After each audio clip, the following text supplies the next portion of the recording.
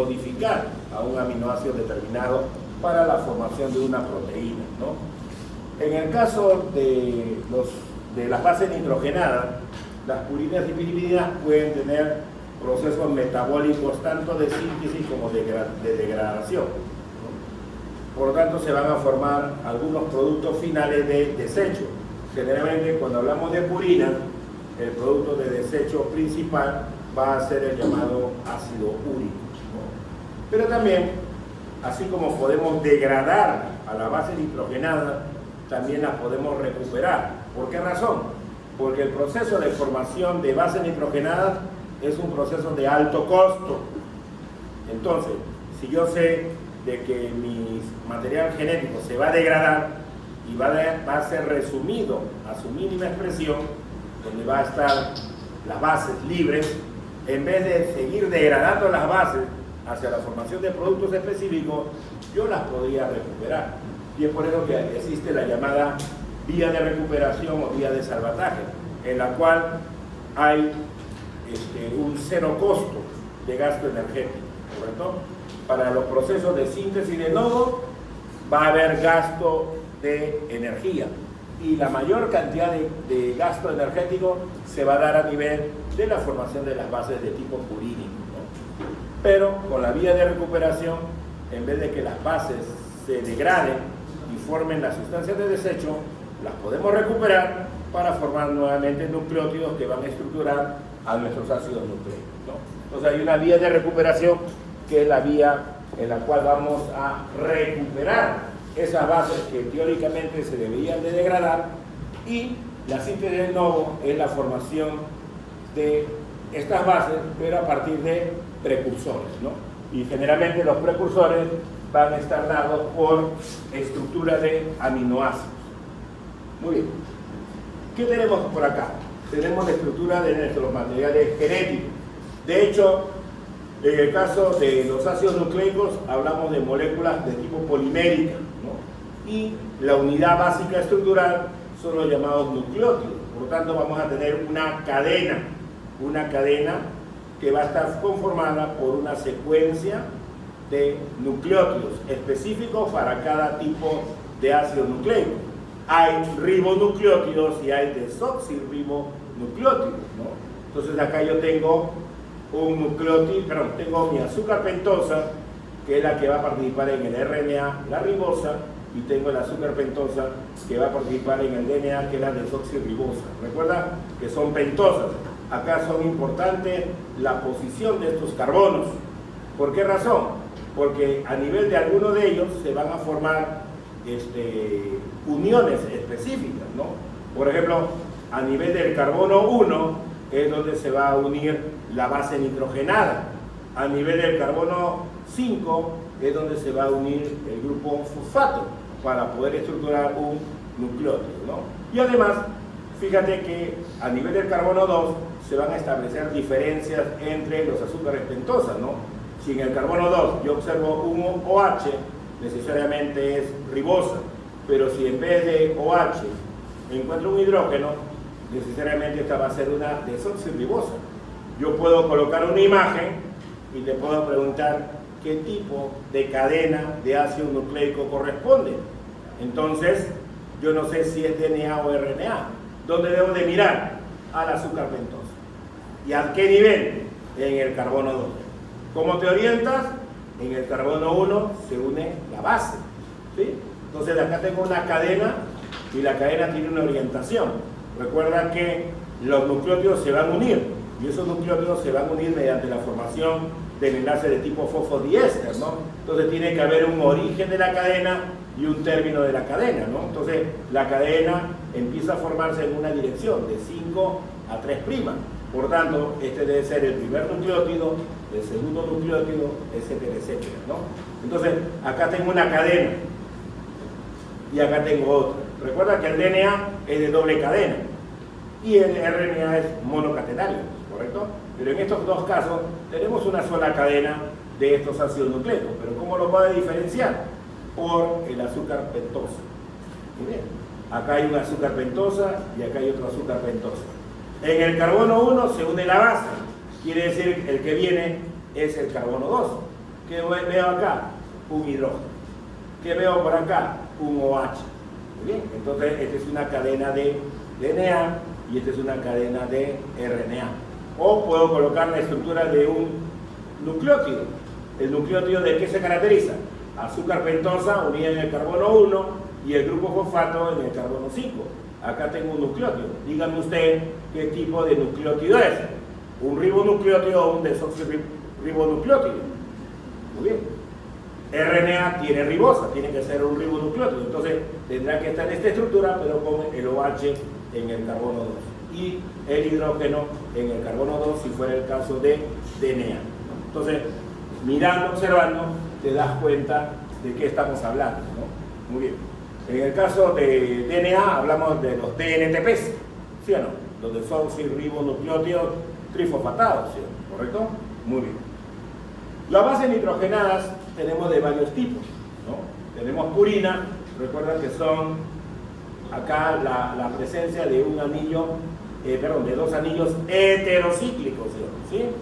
Acá hay dos anillos, pero tienen diferencia entre la cantidad de componentes estructurales de cada uno de ellos, ¿no? Acá hay dos anillos que son de tipo heterocíclico, ¿no? Acá es monocíclico, nada más el caso de la pirimidina.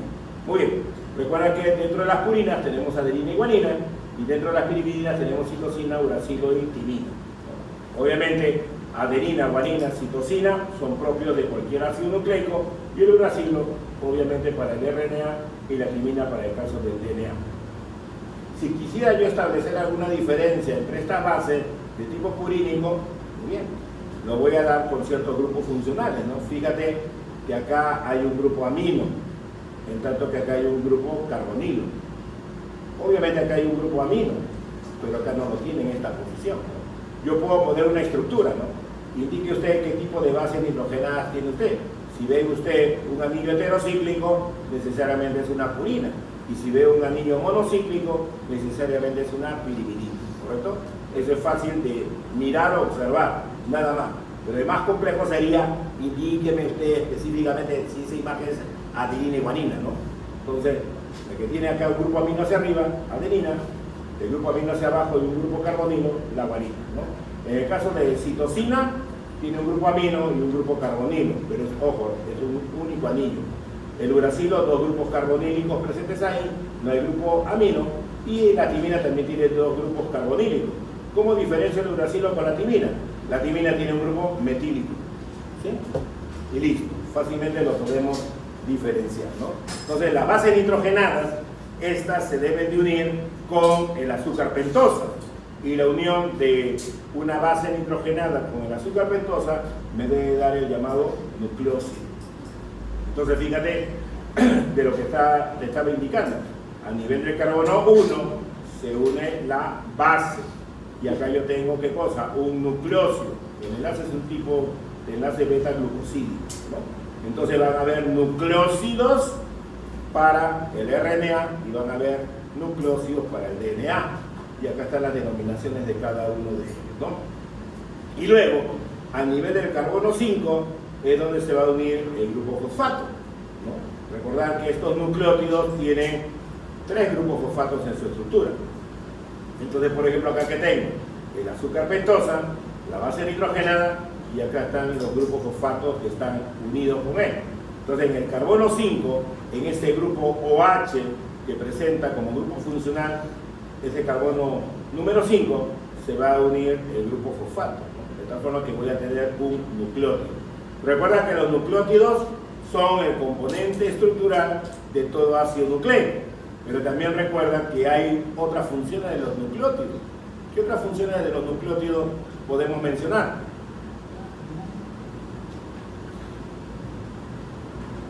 ¿O es solamente estructural para el caso de ácido nucleico? ¿Este quién es?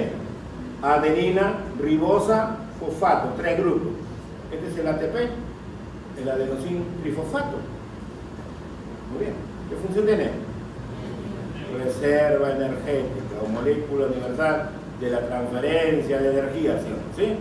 GTP también cumple el mismo papel. Entonces, los nucleótidos van a cumplir diversas funciones. Unas estructurales, como estamos viendo en el caso de los ácidos nucleicos, pero también vamos a tener algunos nucleótidos que son importantes desde el punto de vista energético. También recuerda que podemos tener, a partir de ellos, podemos tener segundos mensajeros. Hay segundos mensajeros de origen nucleotídico. ¿Quiénes son los segundos mensajeros de origen nucleotídico?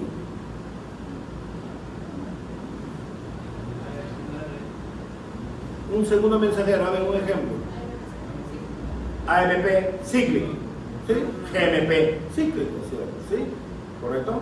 Entonces, hay diversas funciones. Como estamos hablando de ácido nucleico, necesariamente estamos haciendo mención a la parte estructural, pero ojo, hay otras funciones que pueden estar presentes, ¿no? Entonces, hay nucleótidos propios para cada tipo de ácido nucleico, ¿no? Entonces, yo mirando esta figurita, ¿qué veo? Que es un nucleótido de RNA. ¿Cómo te das cuenta? Porque está el OH de la ribosa. Este es un ribonucleótido, ¿sí o no?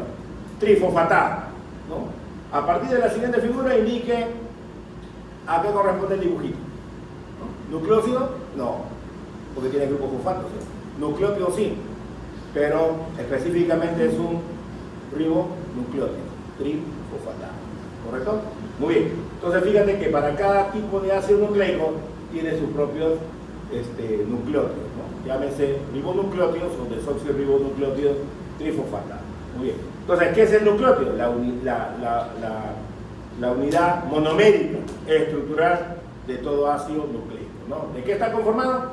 Una azúcar pentosa que puede ser ribosa o desoxirribosa, puede tener asociado una base nitrogenada de tipo purínico o pirimidina y puede tener su grupo fosfato, ¿no?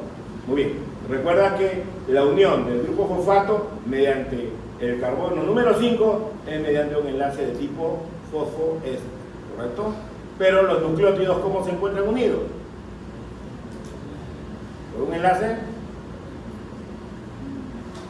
fosfodiéster, ¿no? Ahorita le chismeo a la persona Dora. Sí, ¿ya? Entonces, fosfodiéster es el enlace, ¿ya? Muy bien. Entonces, tengo acá mi DNA, tengo mi RNA. ¿Qué veo? Una secuencia de nucleótidos en cada uno de ellos, ¿correcto? ¿Por dónde comienzo? Por el extremo 5'. Y el siguiente nucleótido se va a unir a nivel del carbono 3, ¿correcto? Pero fíjate que acá tengo un nucleótido que presenta un grupo fosfato, o sea, 2 los ha perdido, ¿sí o no? ¿Está bien? ¿Y qué se ha formado acá? Un enlace fosfodiéster. Este es el enlace fosfodiéster, ¿está bien? Entonces tengo una cadena y por lo tanto debe haber un orden. Este será el primer nucleótido, con la primera base, la segunda base, tercera. ¿Qué es común? El azúcar pentosa. Todas son desoxirribosas y el DNA.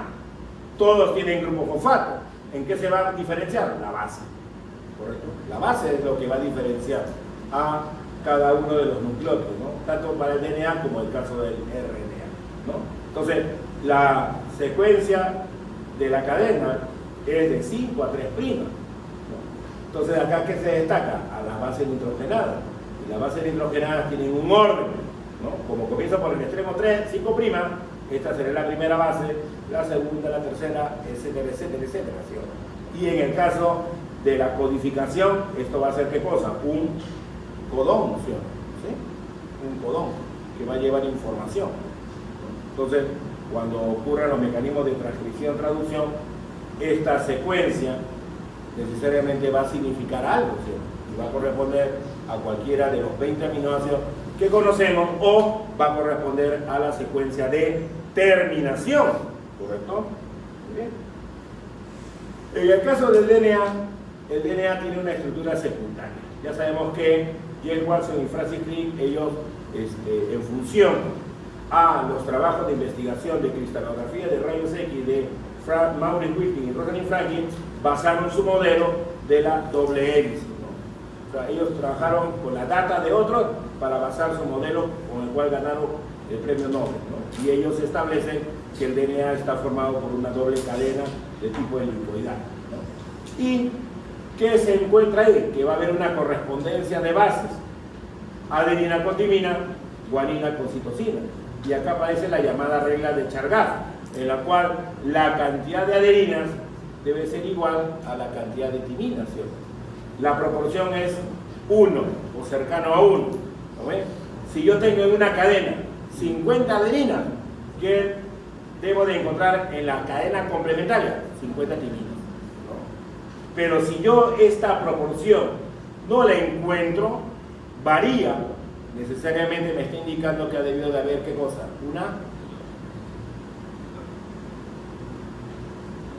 Una mutación, así es, ¿no? Hay una alteración en la secuencia, entonces eso puede conllevar a que no nos aproximemos a este valor de 1, ¿no? Muy bien, entonces la regla de Chargaff eso me indica.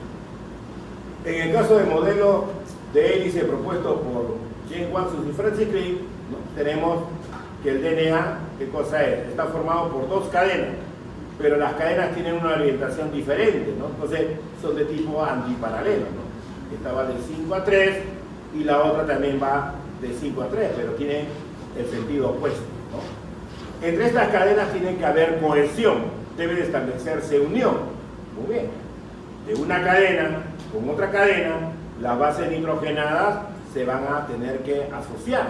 Pero recuerda que la estructura que hemos estado presentando de la base nitrogenada son estructuras totalmente hidrofóbicas, ¿correcto? Estas son estructuras netamente hidrocarbonadas, por ahí hay nitrógeno, pero básicamente son estructuras hidrocarbonadas, tienen poca polaridad. Entonces, recuerda que el medio externo que rodea la biomolécula es agua. Entonces los componentes de tipo polar se deben de ubicar hacia el medio externo. ¿Quiénes vemos acá? A las pentosas. Las pentosas se encuentran hacia afuera. Esta es una vista desde arriba, de la cadena. ¿Quiénes se orientan hacia afuera? Las pentosas. Pero también van a estar ahí los grupos fosfatos, que son entidades de tipo polar. Pero hacia la parte central se encuentra un apilamiento ¿de qué? De bases nitrogenadas, ya que estas son estructuras netamente hidrofóbicas, ¿no? Muy bien. Entonces, las cadenas se van a asociar una con otra con la formación de estas interacciones entre adenina, timina y guanina, citosina, ¿no? Al dar una vuelta, la cadena, más o menos vamos a encontrar 10 pares de bases. Y también hay que tener en cuenta que hay una rotación de la cadena. Nuestras cadenas son destróginas. ¿Está bien? Este modelo, si yo tuviera una animación, estaría girando hacia el lado derecho, ¿correcto? Por eso se dice que es destrógina, o la hélice gira hacia la derecha, ¿no? Muy bien. Como estamos hablando de que las interacciones de unión entre las cadenas se va a dar entre sus bases nitrogenadas, sabemos que se van a formar puentes de hidrógeno, interacciones débiles, ¿correcto? Entonces, entre guanina y citosina tenemos la mayor cantidad de interacciones débiles, que son 3, en tanto que adenina con timina son 2 uniones débiles. No es una unión covalente. Si la unión fuera covalente, el proceso de replicación o transcripción no se podría dar, ya que para hacer replicación requiero separar las cadenas. Y si esto fuera un enlace covalente, tendrían que gastar mucha energía. Sería difícil de romper, ¿correcto? Entonces, la presencia de estas interacciones débiles garantiza que podamos replicar y también podamos transcribir. La replicación es el copiado de cada una de las cadenas del DNA. Y la transcripción tiene que ver con la expresión de un gen que está a lo largo de toda esa cadena de DNA, ¿no? Entonces, se tiene que dar esa ruptura de estas interacciones débiles para garantizar dicho proceso, ¿no? Muy bien, entonces esas interacciones se van a dar. Y también puede haber apareamientos erróneos, ¿no? Entre ellos, que van a estar dados por mutaciones, pero también hay que recordar que a partir de las mutaciones nosotros hemos podido evolucionar o adaptarnos, ¿correcto? Muy bien. Ahora, ustedes en biología molecular le han hablado de la parte de denaturación del DNA, ¿sí?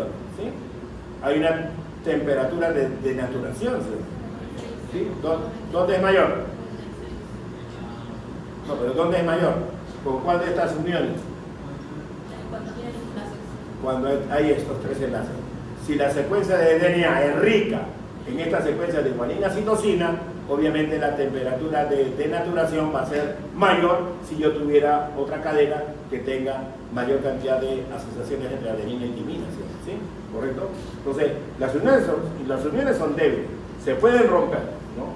Pero el riesgo que se tiene es que podemos establecer una mutación por una ubicación errónea de una base nitrogenada correspondiente o de un nucleótido correspondiente, ¿no? Pero, bueno, dentro de nuestro cuerpo hay mecanismos de reparación y se pueden eliminar esas mutaciones, ¿no? Depende del tamaño también de la mutación. Muy bien. Y también hay mutaciones que al generarse no cambian el sentido de la información que conllevaba, ¿no? De repente una secuencia codifica el aminoácido alanina, pero sabemos que existen muchos codones que también pueden expresar al mismo aminoácido, ¿no? Entonces, esas doble hélices se tienen que estabilizar. Entonces, para que esas cadenas se mantengan asociadas, unidas, necesariamente se tienen que dar estas interacciones débiles que son los enlaces de tipo puente de hidrógeno. Pero también recuerda que hay un carácter hidrofóbico por la misma naturaleza estructural que tienen las bases nitrogenadas, las purinas y las pirimidinas. También recuerda que la unión se va a dar siempre entre una purina con una pirimidina, ¿sí? No son dos purinas o dos pirimidinas diferentes, es una purina con una pirimidina, esas uniones, por favor, ¿ya? Muy bien. Y lo otro, la presencia de fuerza de Van der Waals. Pero tenga en cuenta de que ese material genético se va a tener que superenrollar. Y hay un gran problema, de que dentro de la estructura de la cadena de nuestros ácidos nucleicos hay la presencia de grupos fosfato. Y estos grupos fosfatos ya tú sabes que tienen carga negativa. Si yo quisiera hacer el superenrollamiento de una cadena, tengo un gran problema, de que esto tiene carga negativa. Y si hay carga negativa, va a haber repulsión. Entonces, yo debo de alguna forma neutralizar la presencia de estas cargas negativas para que pueda darse el superenrollamiento de la cadena. Y es por eso que tiene que haber presencia de iones divalentes.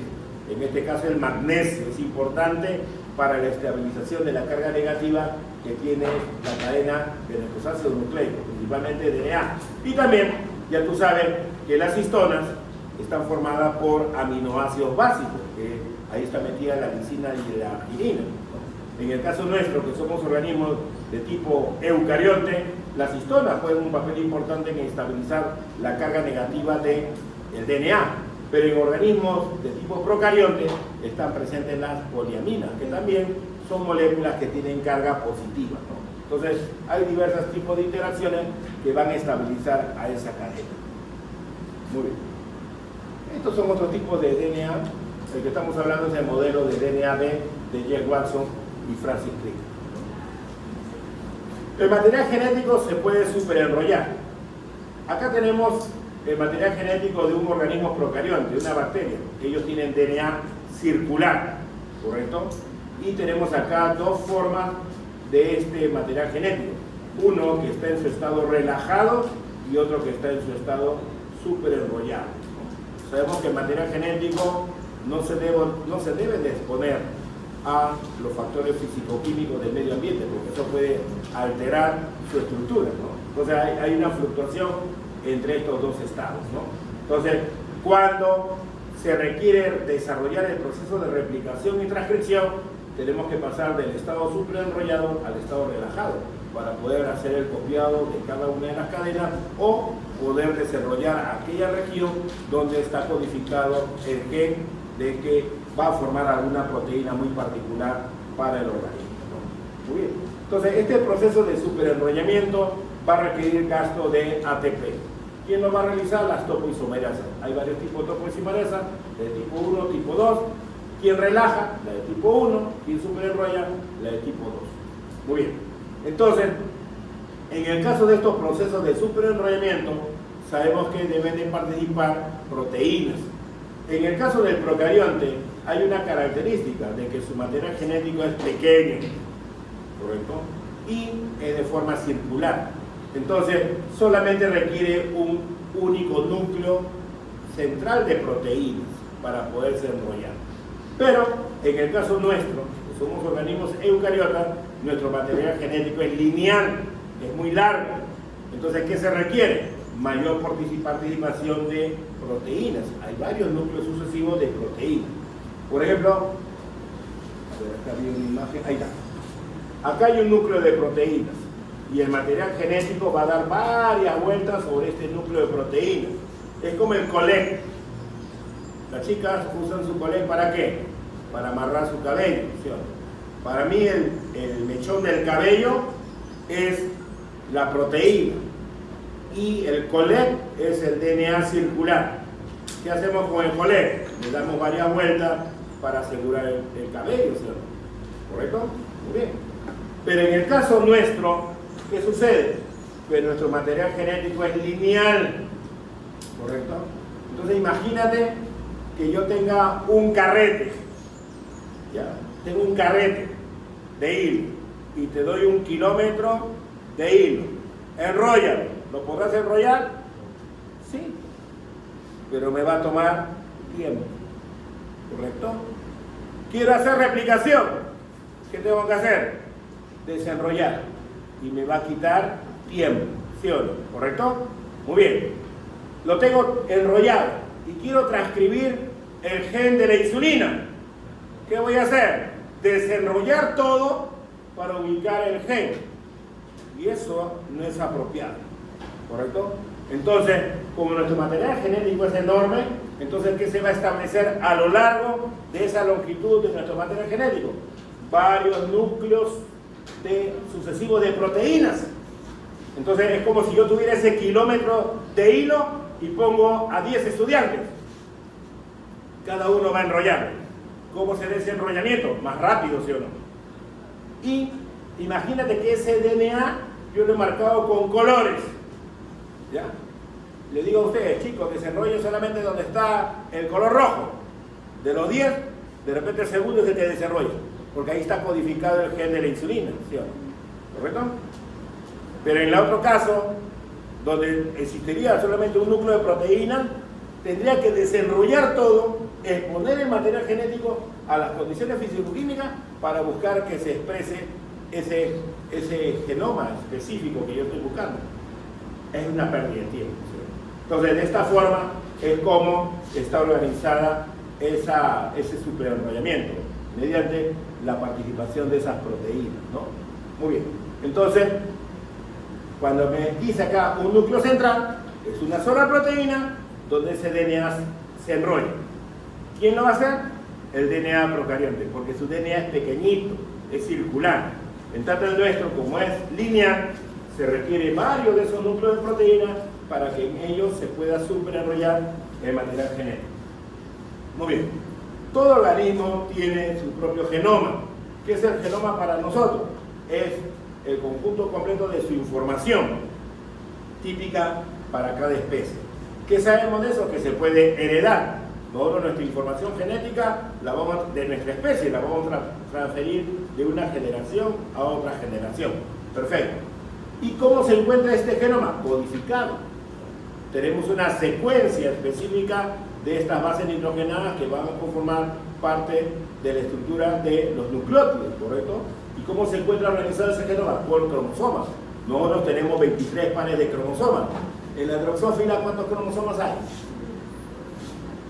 La Drosophila melanoester. ¿Cuántos cromosomas tiene? Total. La cebolla, en biología han hecho cebolla, ¿sí o no? ¿No?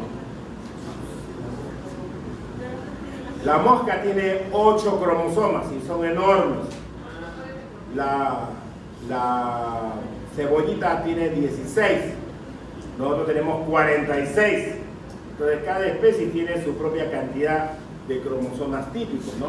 Sabemos que hay cromosomas somáticos y hay cromosomas de tipo sexual, ¿correcto? Muy bien. Entonces hay esa diferenciación para cada especie, ¿no? ¿En qué se diferencian estos genomas? Tamaño y complejidad. Procarionte es material genético sencillo.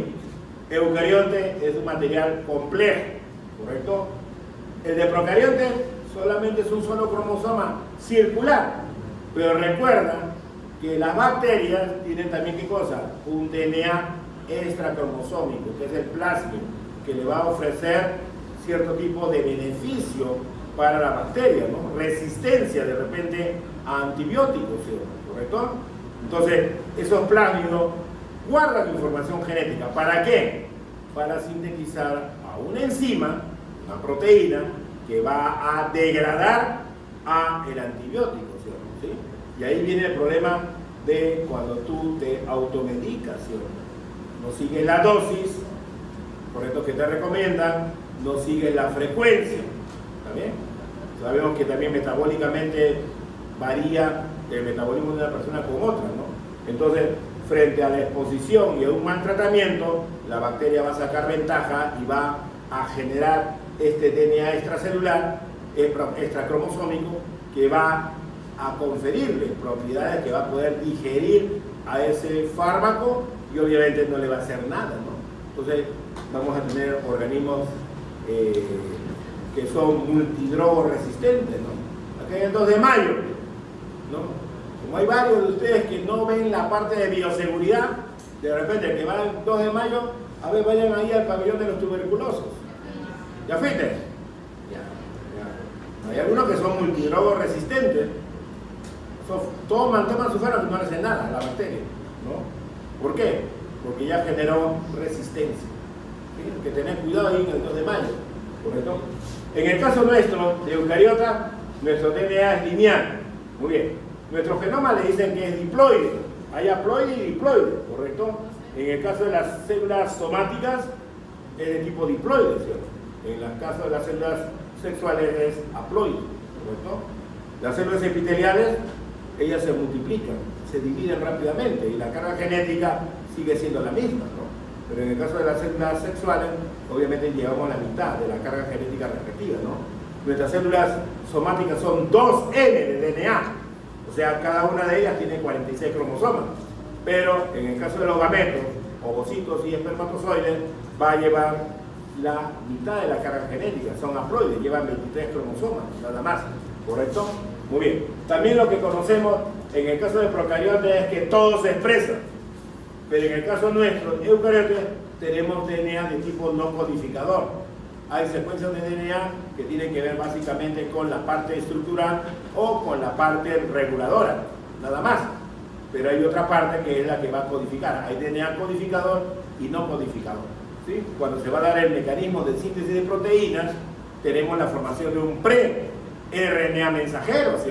Donde se lleva la secuencia de exones e intrones, ¿no? Donde está presente el DNA codificador y el no codificador, ¿sí? Y luego que tenemos un pre-RNA mensajero, tiene que pasar a un RNA mensajero maduro.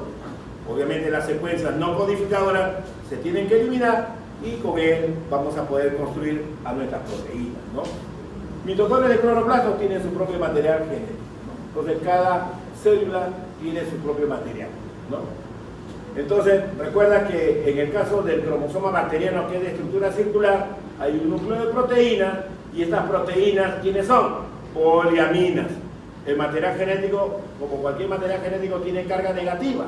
Entonces, estas poliaminas son proteínas que tienen carga positiva. Por eso se habla de acá de poliaminas de tipo catiónico. En el caso de los eucariotes, necesitamos de que nuestro material genético se asocie con varios núcleos sucesivos de proteínas, que van a ser histonas. Pero hay varios tipos de histonas, y no todas las histonas van a estar formando parte del llamado nucleosoma. Hay un octámero de histonas. Ese octámero de histonas, correcto, es el que va a conformar al llamado nucleosoma. Para que se dé esta formación del nucleosoma, ¿qué requiero? Material genético y requiero a este octámero. La asociación me va a dar el nucleosoma. Bien. En el caso de las histonas, recuerda que hay histonas de tipo H1, H2, H3 y H4, con sus variantes respectivas, ¿no? Entonces, varias van a asociarse directamente con el DNA para formar el nucleosoma y otras no forman parte del nucleosoma propiamente dicho, ¿no? De tal forma que eso va a permitir de que el material genético se pueda subrayar y se pueda compactar, ¿no? En el caso de estos nucleosomas, ¿qué vamos a tener nosotros? La participación de 4 de las 5 tipos de histonas que existen. ¿Qué vemos acá? H2A, H2B, H3, H4. De cada una hay 2. Son 4, 4 por 2, son 8. Acá tengo el octámero de histonas. Y veo que el material genético se está superdesarrollando. Esa asociación del material genético con el octámero de histonas me va a formar ¿qué cosa? El llamado nucleosoma. Por lo tanto, debe de existir una determinada cantidad de pares de base nitrogenada que están asociándose con este octámero, ¿no? Alrededor más o menos son de 145 pares de base, más o menos, ¿no? Muy bien. Recuerda que las histonas tienen cargas positivas, son catiónicas, ¿no? Entonces, el material genético se puede asociar con él. ¿Qué tengo acá? Varios nucleosomas contiguos. Pero hay una parte del material genético que no tiene interacción con el nucleosoma. Este DNA se llama DNA conector o DNA linker, ¿ya? Y este DNA conector en él, ¿quién se va a asociar? La histona H1. Pero recuerda, la histona H1 no forma parte del nucleosoma. El nucleosoma está conformado por H2A, H2B, H3 y H4. 2 de cada una de ellas, ¿no? Muy bien. Entonces, esa es la interacción que se va a dar ahí. En el caso del RNA, nosotros tenemos también varios tipos de RNA. Lo que me interesa son estos 3 primeros que están acá presentes.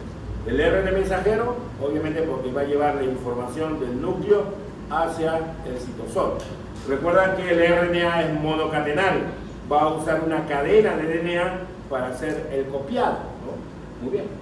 Y ese copiado es el proceso, es el transcripto, ¿no? A partir de un lenguaje de DNA vamos a formar una molécula que lleva un lenguaje de RNA y esa información se va a leer en el citosol, ¿no? Este RNA mensajero se copia en el núcleo y sale a través del poro nuclear hacia el citosol para ser leído en el citosol a nivel de los ribosomas, ¿no? El RNA de transferencia, este va a llevar el aminoácido, ¿correcto?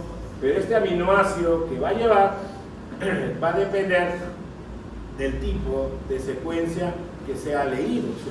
Recuerda que el RNA mensajero lleva el codón, en tanto que el RNA de transferencia lleva el anticodón. En el caso del RNA mensajero es una sola cadena, nada más que vamos a tener, y ahí no se dan interacciones entre las bases nitrogenadas que lo conforman, en tanto que en el caso del RNA de transferencia sí puede haber interacción. DNA es bicatenario, una cadena con otra cadena se forman enlaces de tipo puente de hidrógeno para formar la doble cadena. En el caso del RNA mensajero no se da esa situación, pero en el caso del RNA de transferencia, al ser una molécula de una sola cadena, se puede plegar y formar una estructura a manera de un trébol, ¿sí o no? Y ahí sí se pueden establecer interacciones débiles entre las bases nitrogenadas de la propia cadena. En tanto que en el caso de DNA, las interacciones se dan de una cadena con otra cadena para la formación de puentes de hidrógeno, ¿no? Muy bien. Y el RNA ribosómico es el RNA de tipo estructural que tienen los ribosomas. Los ribosomas tienen proteínas, pero también estos ribosomas tienen RNA de tipo estructural, que es el RNA ribosómico. Básicamente hablamos de esos 3. Acá tengo el código genético. Recuerda que la secuencia de 3 bases nitrogenadas nos va a establecer la información para la codificación de un aminoácido, ¿sí? Entonces, en la primera posición puede haber cualquiera de estas 4 bases, ¿no? Uracilo, citosina, adenina y guanina. En la segunda posición puede haber cualquiera también de estas bases nitrogenadas. Y en la tercera posición también, igualmente. Entonces, tengo acá 3 posiciones que pueden estar siendo ocupadas por 4 tipos de bases nitrogenadas. Entonces tengo que ver cuántos posibles codones se van a establecer, ¿no? Entonces en la primera posición pueden entrar cualquiera de las 4, en la segunda cualquiera de las 4 y en la tercera también cualquiera de las 4. Entonces 4 por 4 por 4, ¿cuánto te da? 64. Entonces acá yo tengo 64 codones, ¿correcto? Y estos 64 codones, ¿qué deben de codificar? A cualquiera de los 20 aminoácidos, ¿correcto? Pero, fíjate que hay tres que son las secuencias de parada, el UAA, el UAG y el UGA, ¿no? Son las secuencias de stop o de parada, donde se va a detener el proceso de la traducción.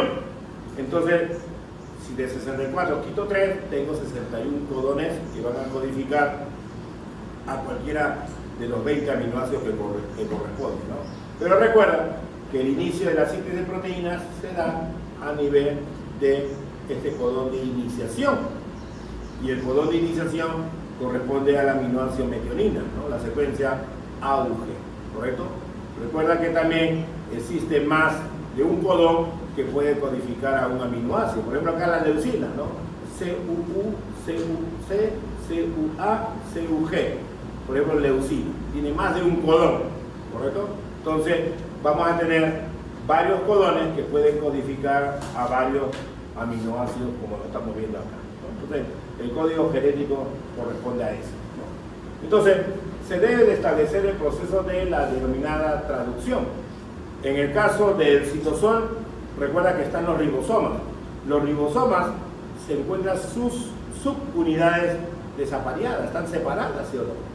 Entonces, acá está el RNA mensajero, ¿no? Con su secuencia de bases nitrogenadas que están llevando la información, y cada triplete corresponde a un codón.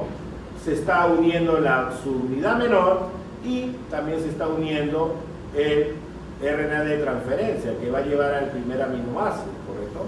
Este debe ser de la secuencia AUG para codificar al aminoácido que es la metionina, ¿no? Luego que se ha establecido esta unión, fíjate que se asocia la subunidad mayor y ya tengo armado mi sistema para iniciar la síntesis de proteínas, ¿no? Tengo acá el llamado sitio P y tengo el llamado sitio A.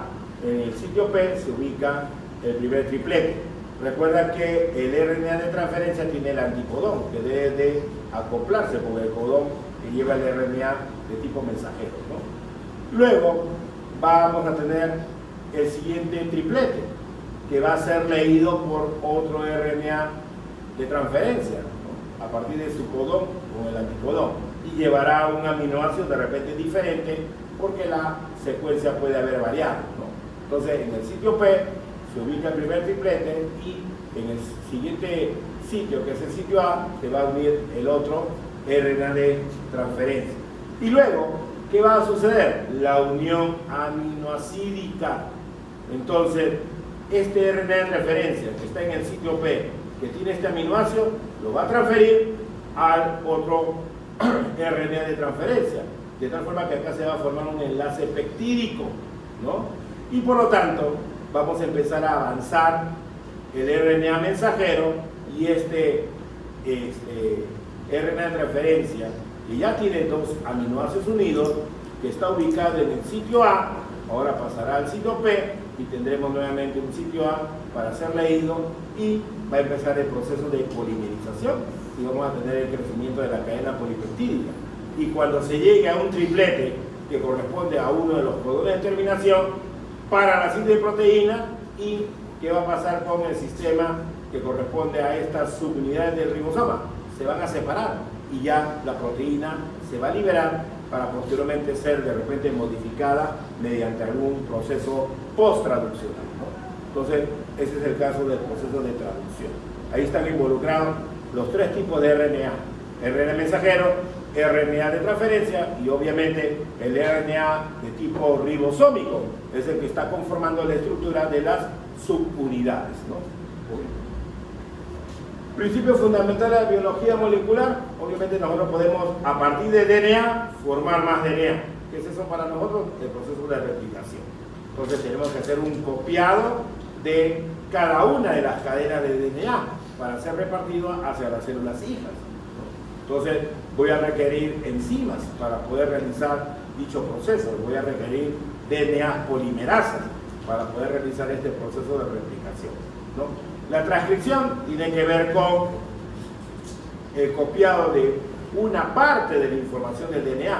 La transcripción tiene que ver con el copiado de ese gen donde se encuentra codificada la información de algún tipo de proteína muy particular que queramos, ¿no? Entonces, no se va a copiar todo el DNA, solamente aquella región que se requiere expresar. Entonces, a partir del proceso de transcripción vamos a formar un RNA mensajero que lleva solamente la información de ese gen que se quiere expresar.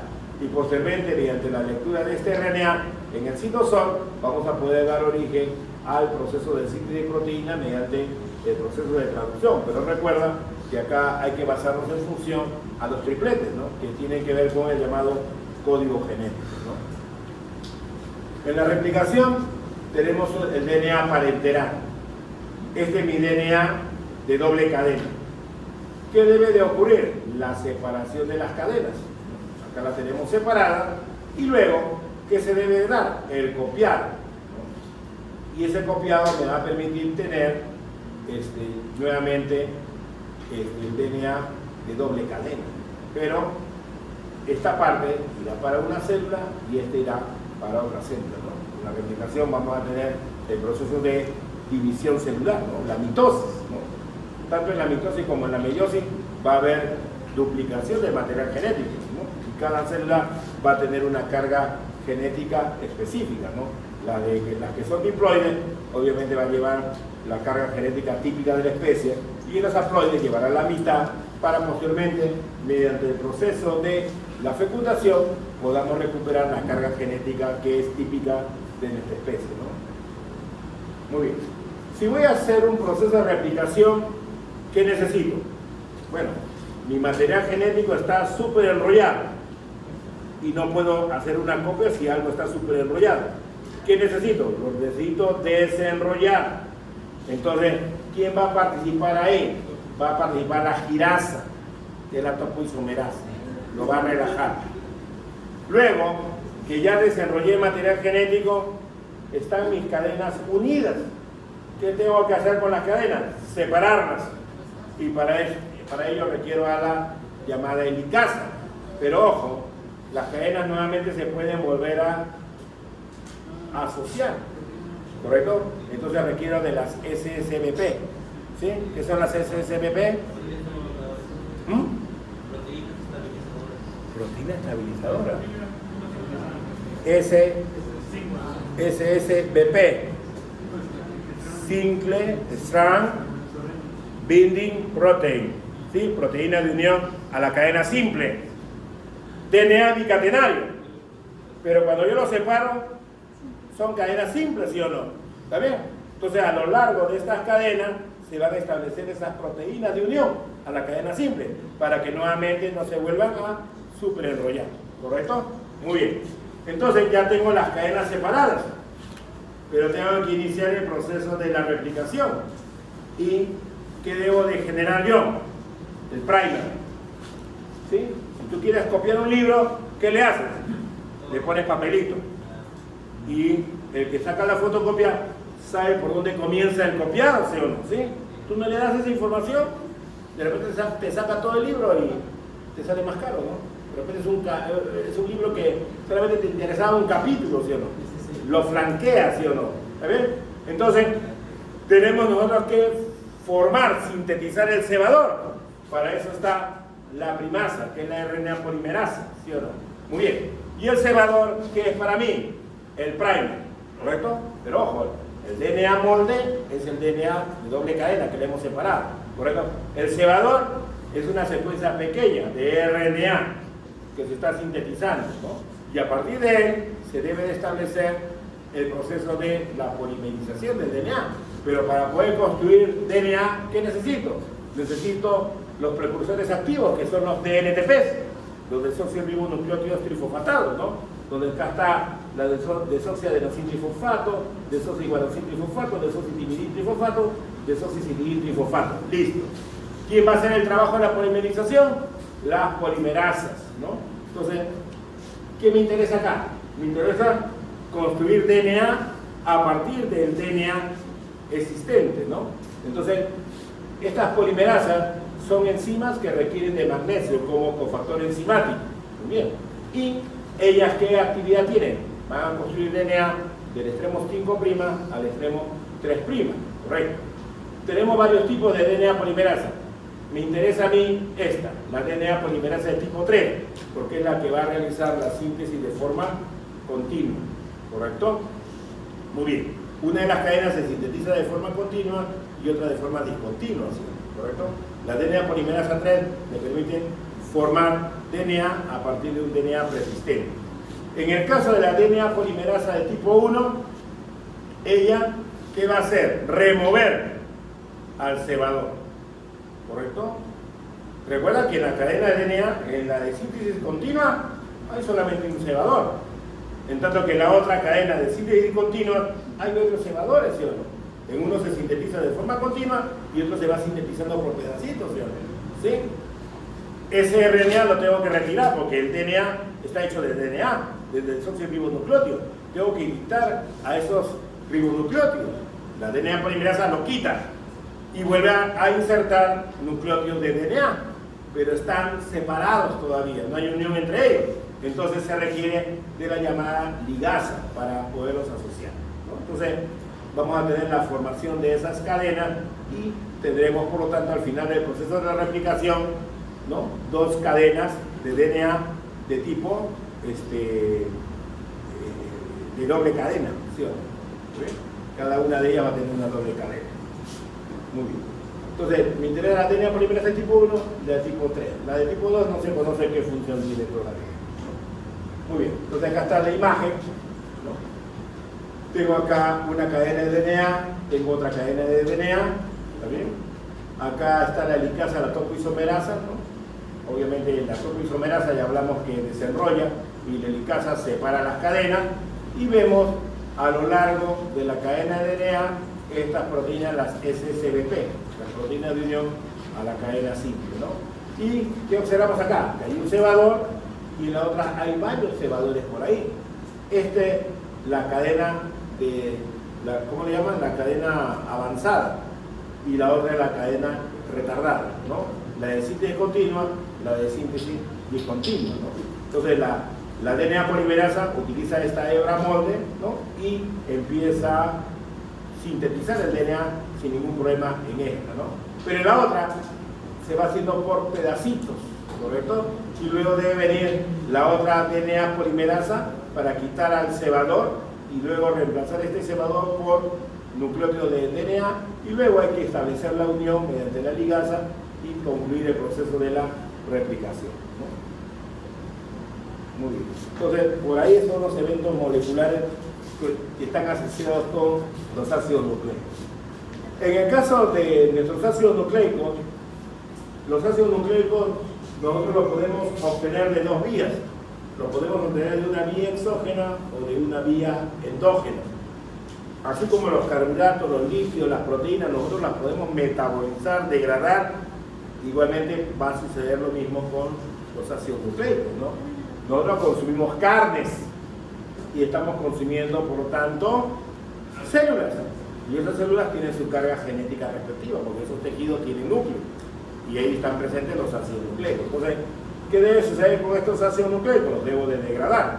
Van a haber nucleasas que lo van a fragmentar a oligonucleótidos, las fosfodiesterasas que van a reducirlo a la mínima expresión que son los nucleótidos, y estos nucleótidos vamos a poderlos ir desarmando, quitándole el grupo fosfato mediante nucleotidasas, me quedan los nucleócidos, y finalmente estos nucleócidos le voy a quitar el azúcar pentosa y me va a quedar la base libre.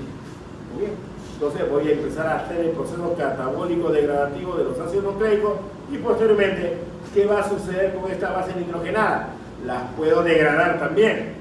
En el caso de la base de tipo urínicos, nos van a dar la formación de ácido úrico.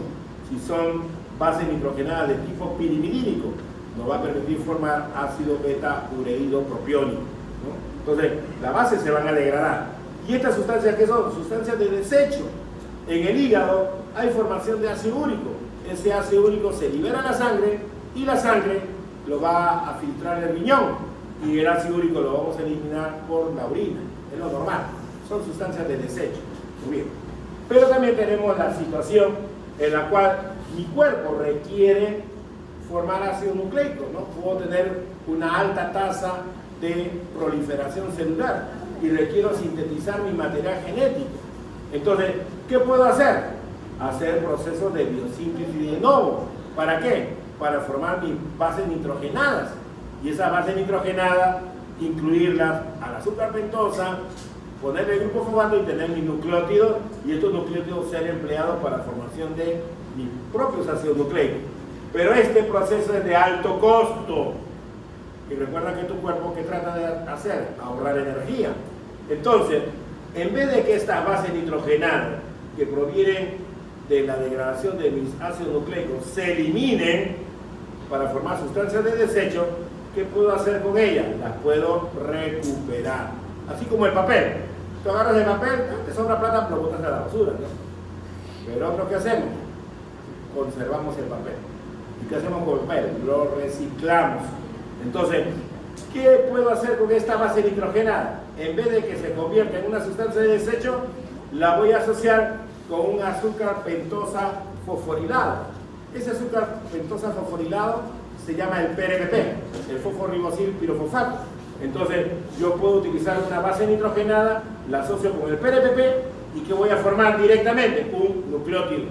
Y esos nucleótidos, formados de estas bases que se están recuperando, van a poder estructurar tu material genético, ¿no? Y ojo, eso está bajo costo.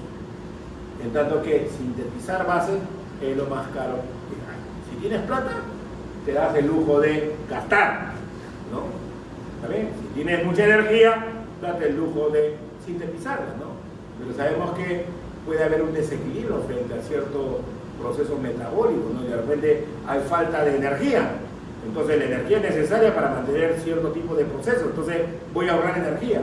Y por lo tanto voy a recuperar estas bases para poder formar nuevamente mis nucleótidos, y esos nucleótidos formar nuevamente DNA, ¿no?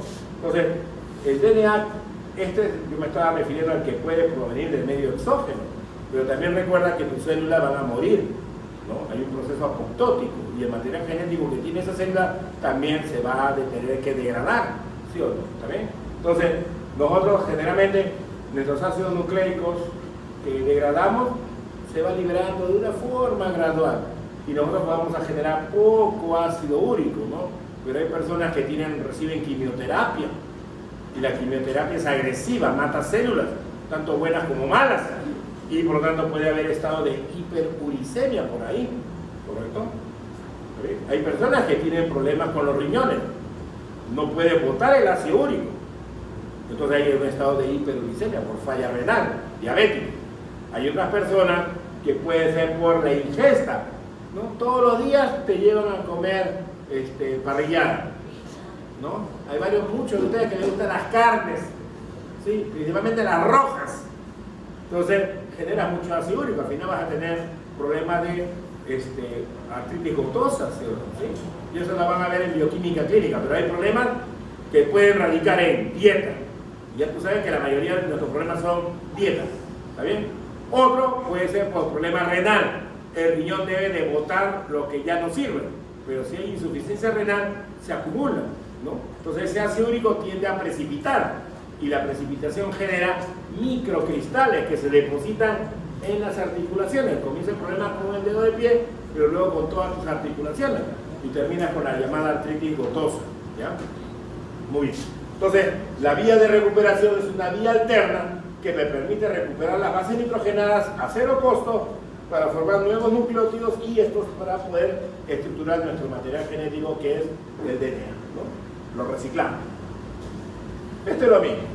El ácido nucleico lo fragmentamos por endonucleasa, tenemos oligonucleótidos, la fosfodiesterasa lo degrada a, fíjate este nombre, teóricamente si los oligonucleótidos lo degradamos, se deben de formar nucleótidos, ¿sí o no? ¿Sí?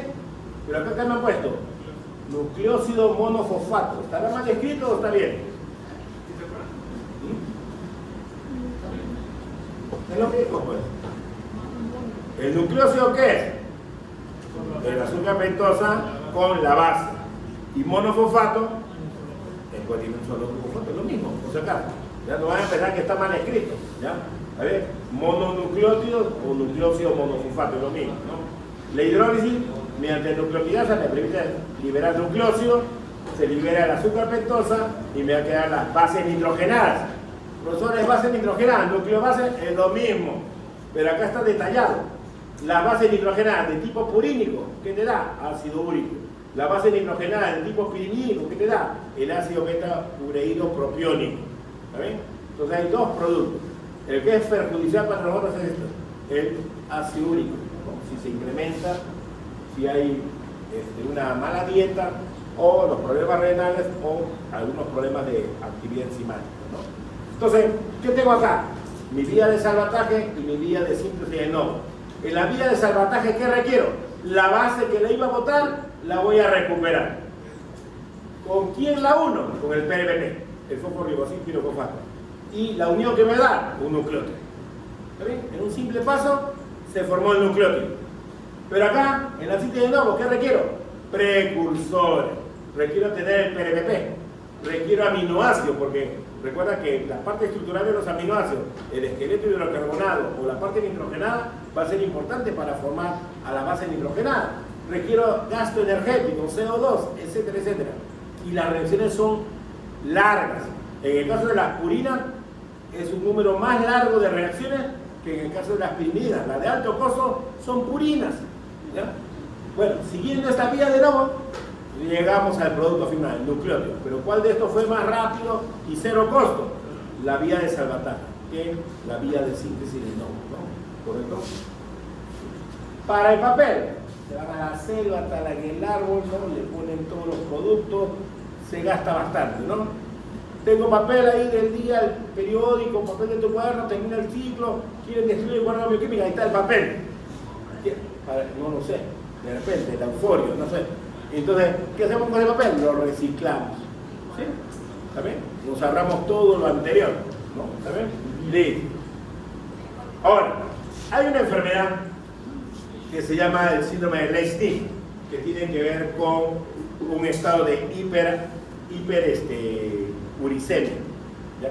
Generalmente el estado de hiperuricemia se da por el incremento de ácido úrico generado por una alta actividad de una enzima que es la santina oxidasa, ¿ya? Pero en el caso del síndrome de Leigh-Stich también se caracteriza por un estado de hiperuricemia.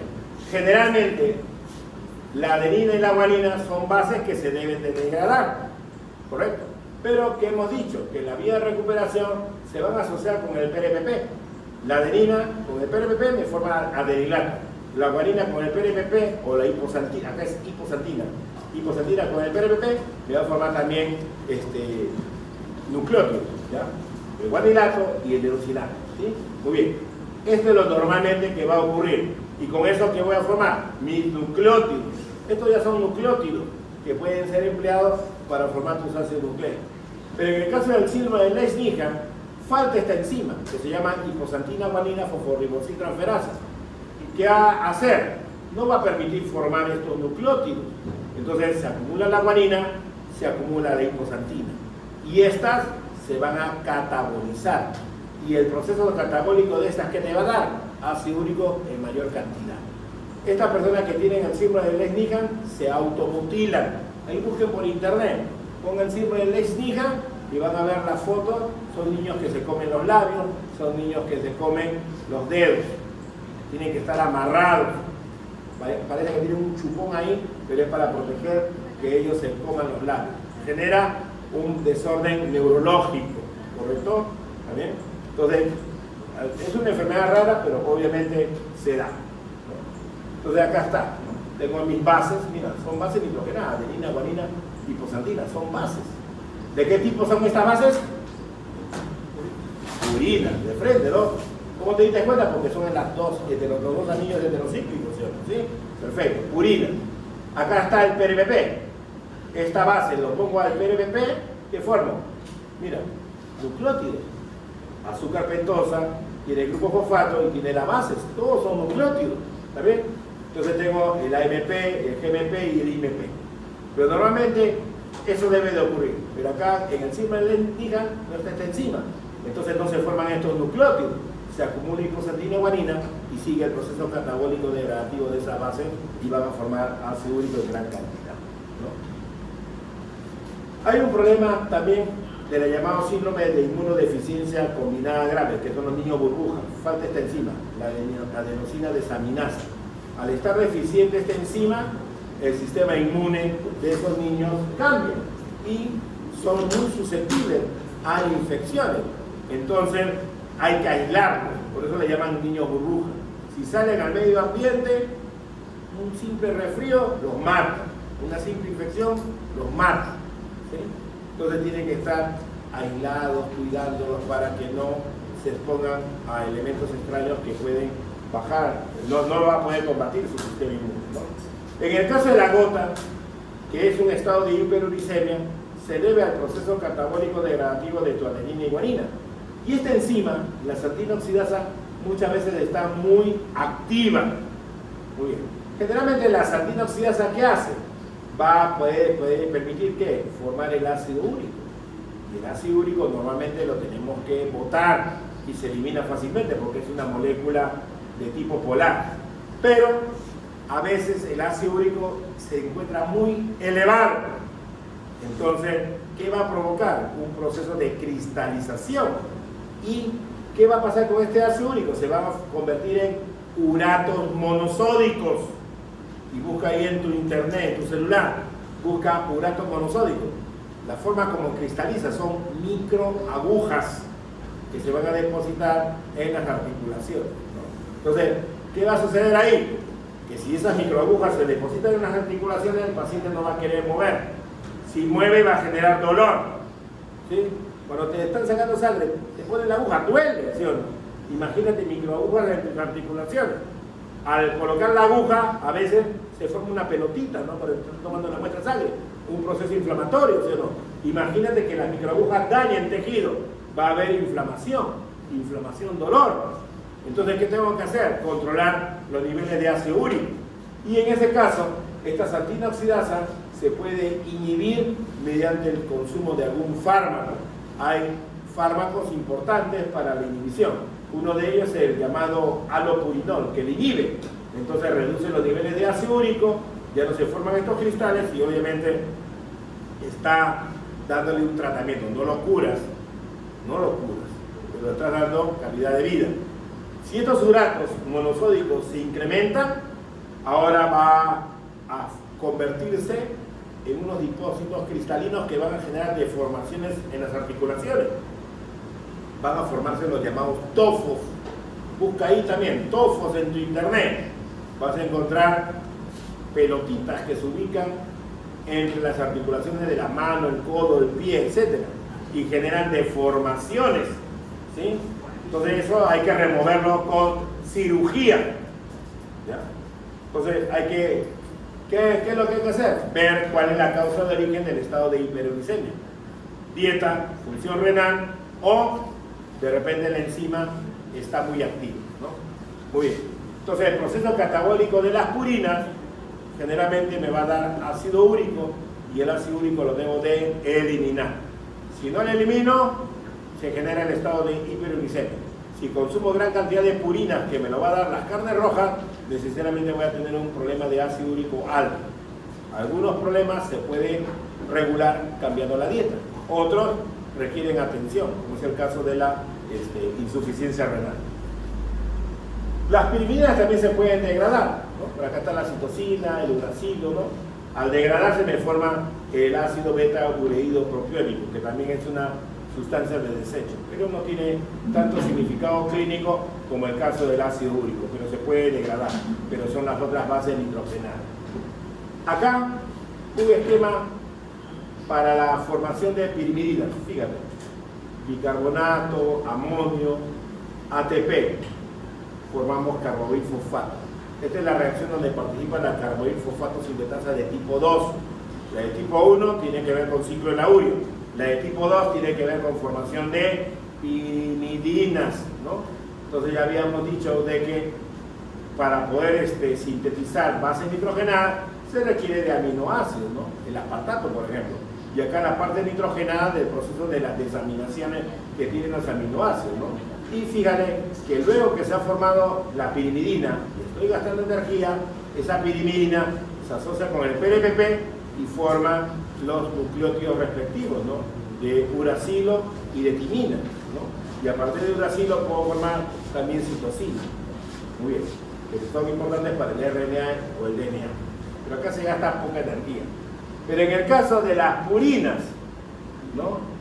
Bueno, este es lo mismo, sí, este es para la formación de pirimidina. El bicarbonato ATP, se forma el ácido carbamínico, luego hay gasto de energía, se forma el carbonifosfato, y fíjate, ¿no? Hay acá está participando el aspartato para empezar a ciclar a la estructura de la pirimidina, ¿no? Acá solamente como referencia, nada más. Son varias reacciones, pero al inicio estoy gastando energía. 2 ATP nada más aquí, para la formación de pirimidina, ¿no? Hay una enfermedad que es la aciduria orótica porque hay incremento de concentración del orotrato porque no se puede metabolizar, ¿no?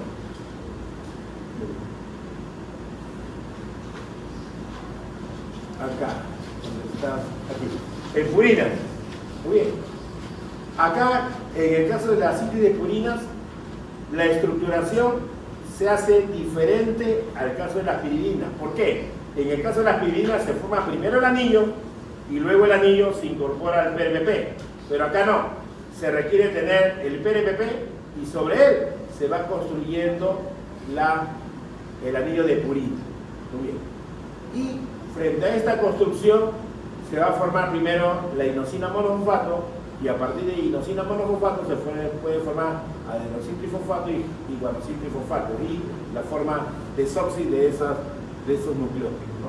Pero fíjate el proceso, nada más como referencia: se gasta ATP, se gasta ATP, se gasta ATP, se gasta ATP, ¿sí? Y seguimos ahí construyendo, ¿sí? ¿Estás? Acá también estás gastando GTP, estás gastando ATP. Entonces, la construcción de purinas se gasta gran cantidad de ATP, que en el caso de pirimidina. Entonces, si yo quiero sintetizar purinas, tengo que realizar el proceso de síntesis de nuevo a partir de los precursores que se están requiriendo, pero voy a consumir gran cantidad de ATP. Entonces, tengo que poner en la balanza cuál me sale más barato, ¿no? La recuperación de bases o la síntesis de nuevo. Y la recuperación de bases es lo más práctico para nuestro organismo, ¿no? Es nuestra principal vía para la formación de nucleótidos. Ahora, ¿qué utilidad tiene que ver todo esto que se está mencionando de estudiar las vías de síntesis, degradación de nuestra base nitrogenada? Porque tiene que tener algún tipo de utilidad. En el caso de la aplicación tiene que ver con el cáncer, el suministro de fármacos que van a bloquear el desarrollo, crecimiento de algún tipo de tumor respectivo. Entonces, ¿qué vamos a hacer nosotros? Sabemos que hay quimioterapia, ¿no? Entonces, la quimioterapia trata de reducir la multiplicación de las células cancerígenas. El uracilo es una base nitrogenada importante para la construcción de DNA. ¿Por qué? Porque a partir de uracilo yo puedo formar timina. Y acá hay una reacción clave. De desoxiuridín monofosfato, yo puedo formar desoxitimidín monofosfato. ¿Está bien? Requerimos de DNTPs. Y un DNTP importante para construir DNA es el de timina. ¿Sí o no? Los DNTP de timina son claves para construir DNA. Entonces, si yo a la célula cancerígena le doy fluorouracilo, ¿qué va a hacer metabólicamente? Va a formar este fluorodesoxiuridilato. ¿Qué va a hacer? Un inhibidor. Y le llaman suicida porque lo que va a morir es la célula cancerígena frente al metabolismo de este fluorodesoxiuridilato. Entonces, ¿qué va a hacer? Inhibir a esta enzima, la timidilato sintetasa. La timidilato sintetasa es la que va a formar los nucleótidos de timina en nuestro cuerpo, pero a partir de desoxiuridín monofosfato, ¿no? Entonces, si yo a la célula cancerígena le quito la capacidad de tener un ladrillo importante para la construcción de ácido nucleico, que es la timina, no puedo formar ácido nucleico, ¿sí? La timina es una pirimidina, ¿sí? Entonces le estoy quitando esa capacidad de poder construir Y lo otro es la aminoterina y el metotrexato. En este caso, estos fármacos, ¿qué hacen? Inhiben a esta enzima, la dihidrofolato reductasa. Ya en clase anterior yo te había estado mencionando que el tetrahidrofolato es importante para la transferencia de unidades monocarbonadas. Y en el caso de la construcción de la purina es importante el tetrahidrofolato. Muy bien. Entonces, este fármaco, ¿qué va a hacer? Inhibir a esta enzima. Entonces, el dihidrofolato no se va a convertir en tetrahidrofolato. Entonces, si el tetrahidrofolato es importante para la transferencia de unidades monocarbonadas para formar purinas, entonces, ¿qué va a pasar con la célula cancerígena? No va a poder formar purinas. Entonces, frente a este tratamiento del uso de estos dos fármacos, a la célula cancerígena no le estoy dando la capacidad de formar pirimidinas y no le estoy dando capacidad de formar purinas. Entonces, ¿qué va a pasar con ella? No va a poder replicar material genético. Entonces, ¿qué estoy haciendo? Controlando la multiplicación celular. Y eso es algo bueno, ¿correcto? Entonces, el conocimiento de todos estos procesos tiene que tener algún tipo de utilidad. Si yo no conociera el proceso metabólico de mis ácidos nucleicos, no podría haber diseñado de repente este tipo de tratamiento, ¿no? Que corresponde al uso de fármacos que son importantes en la quimioterapia, ¿no? Entonces, dejamos de que se produzcan nucleótidos que contienen pirimidina y también dejamos de que se produzcan nucleótidos que tienen purina, ¿no? Y ya la célula cancerígena ya no se puede replicar, ya no se puede dividir. Listo. Eso sería todo. Bien. El día lunes, hasta acá sería el examen, por favor. ¿Ya? Recuerden que